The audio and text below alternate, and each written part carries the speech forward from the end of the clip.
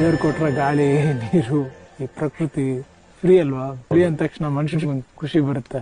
ಆದ್ರೆ ಫ್ರೀಯಾಗಿ ಕೊಟ್ಟರು ಇಷ್ಟು ಅದ್ಭುತವಾದ ವಾತಾವರಣ ನಾವೆಲ್ಲೋ ಒಂದ್ ಕಡೆ ಪೊಲ್ಯೂಟ್ ಮಾಡ್ತಿದೀವಿ ಅಂತ ಅನ್ಸುತ್ತೆ.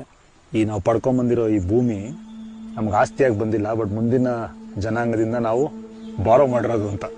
ಸೊ ಅದನ್ನ ನಾವು ಉಳಿಸ್ಕೊಂಡು ಹೋಗೋದು ನಮ್ಮ ಒಂದು ರೆಸ್ಪಾನ್ಸಿಬಿಲಿಟಿ. ಅಂದ್ರೆ ಫ್ಯೂಚರ್ ಜನರೇಷನ್ಗೆ ನಾವ್ ಇದನ್ನ ಎಷ್ಟು ಉಳಿಸ್ಕೊಂಡು ಹೋಗ್ತೀವೋ ಅದನ್ನ ಅವ್ರು ಅನುಭವಿಸ್ತಾರೆ. ಹೌದು, ಹಾಗಾಗಿ ತುಂಬಾ ತುಂಬಾ ಮುಖ್ಯ.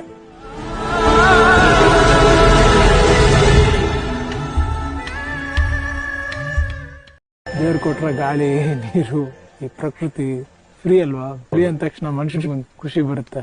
ಆದ್ರೆ ಫ್ರೀಯಾಗಿ ಕೊಟ್ಟರು ಇಷ್ಟು ಅದ್ಭುತವಾದ ವಾತಾವರಣ ನಾವೆಲ್ಲೋ ಒಂದ್ ಕಡೆ ಪೊಲ್ಯೂಟ್ ಮಾಡ್ತಿದೀವಿ ಅಂತ ಅನ್ಸುತ್ತೆ. ಈ ನಾವು ಪಡ್ಕೊಂಡ್ ಬಂದಿರೋ ಈ ಭೂಮಿ ನಮ್ಗೆ ಆಸ್ತಿಯಾಗಿ ಬಂದಿಲ್ಲ, ಬಟ್ ಮುಂದಿನ ಜನಾಂಗದಿಂದ ನಾವು ಬಾರೋ ಮಾಡಿರೋದು ಅಂತ.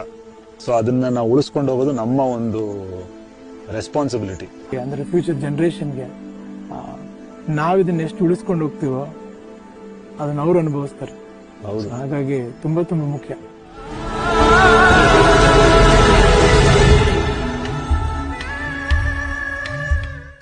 ದೇವ್ರು ಕೊಟ್ರ ಗಾಳಿ ನೀರು ಈ ಪ್ರಕೃತಿ ಫ್ರೀ ಅಲ್ವಾ. ಫ್ರೀ ಅಂದ ತಕ್ಷಣ ಮನುಷ್ಯನಿಗೆ ಒಂದು ಖುಷಿ ಬರುತ್ತೆ.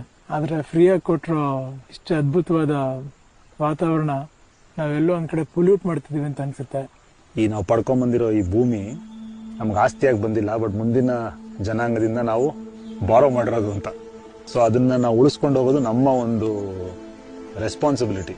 ಅಂದ್ರೆ ಫ್ಯೂಚರ್ ಜನರೇಷನ್ಗೆ ನಾವ್ ಇದನ್ನ ಎಷ್ಟು ಉಳಿಸ್ಕೊಂಡು ಹೋಗ್ತೀವೋ ಅದನ್ನ ಅವ್ರು ಅನುಭವಿಸ್ತಾರೆ. ಹೌದು, ಹಾಗಾಗಿ ತುಂಬಾ ತುಂಬಾ ಮುಖ್ಯ.